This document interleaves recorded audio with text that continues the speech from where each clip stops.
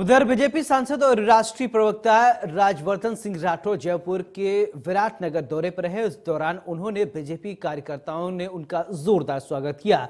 बताया जा रहा है कि लोगों ने उन्होंने जब संबोधित लोगों को किया और उन्होंने कहा कि क्षेत्र में पानी की समस्या को सुधारना जाएगा और जनता को कोई परेशानी नहीं होगी। और वहीं उन्होंने लोगों से अपील की है कि पानी का सही प्रयोग किया जाए। बारिश के समय वर्षा का जल का संचय बेहद आवश्यक है और जल संचय के लिए बड़े तालाब आवश्यक बनाए जाएं और अवश्य बनाए जाए। और वहीं उन्होंने कहा है कि राज्य सरकार पर निशाना साधते हुए कहा कि पिछले 4 साल में सरकार अपनी जिम्मेदारी से भाग रही है। केवल अपनी कुर्सी बचाने के लिए नेता जोर आजमाइश करने में व्यस्त रहे हैं। देश में भ्रष्टाचार लगातार बढ़ रहे हैं।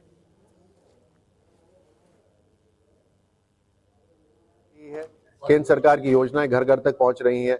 वहीं दूसरी तरफ राज्य सरकार की नाकामी हर रोज हमें अखबार में या टीवी पे सुनने को मिलती है। कल सुनकर अखबार में पढ़कर बहुत दुख हुआ कि 16वीं बार युवाओं के जो भर्ती का जो पेपर है वो लीक हुआ। आरपीएससी का सीनियर टीचर की भर्ती का पेपर लीक हो गया।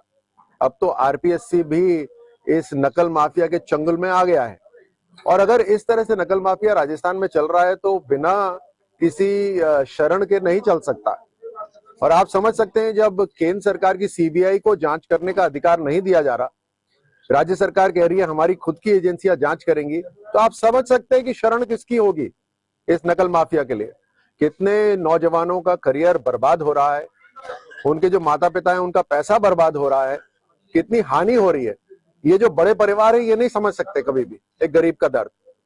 तो बहुत दुख की बात है, न किसान राजस्थान में बचा हुआ है, न महिलाएं बची हुई हैं, न नौजवान सुरक्षित है, न उनका करियर, न उनका भविष्य सुरक्षित है। राजस्थान कई साल पिछड़ गया है। अब ये निर्णय तो राज्य सरकार के हाथ में नहीं, अब तो जनता के हाथ में ही है कि किस तरह से स्थिति को सुधारना है।